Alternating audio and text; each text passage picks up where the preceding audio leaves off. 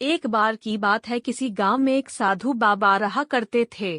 पूरे गांव में वह अकेले साधु थे जिन्हें पूरे गांव से कुछ न कुछ दान में मिलता रहता था।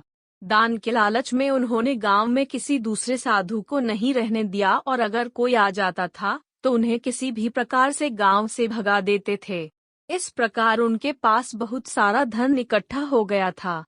वहीं एक ठग की नजर कई दिनों से साधु बाबा के धन पर थी। वह किसी भी प्रकार से उस धन को हड़पना चाहता था।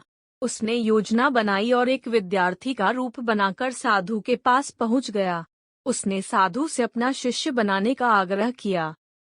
पहले तो साधु ने मना किया, लेकिन फिर थोड़ी देर बाद मान गए और ठग को अपना शिष्य बना लिया।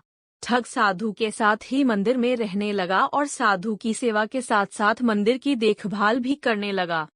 ठग की सेवा ने साधु को खुश कर दिया, लेकिन फिर भी वह ठग पर पूरी तरह विश्वास नहीं कर पाया।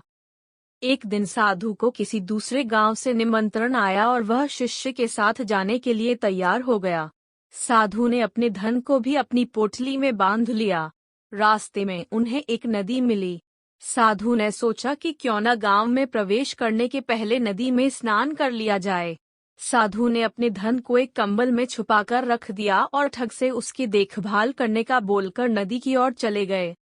ठग की खुशी का ठिकाना नहीं रहा। उसे जिस मौके की तलाश थी वो मिल गया।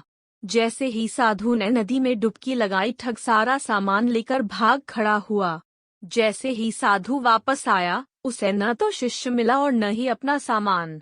साधु ने यह सब देखकर अपना सिर पकड़ लिया। हमें इस कहानी से यह सीख मिलती है कि कभी भी लालच नहीं करना चाहिए और न ही किसी की चिकनी चुपड़ी बातों पर विश्वास करना चाहिए। अगर आपको मेरी कहानी पसंद आई है तो मेरे चैनल को सब्सक्राइब करें और अपने दोस्तों के साथ शेयर करें।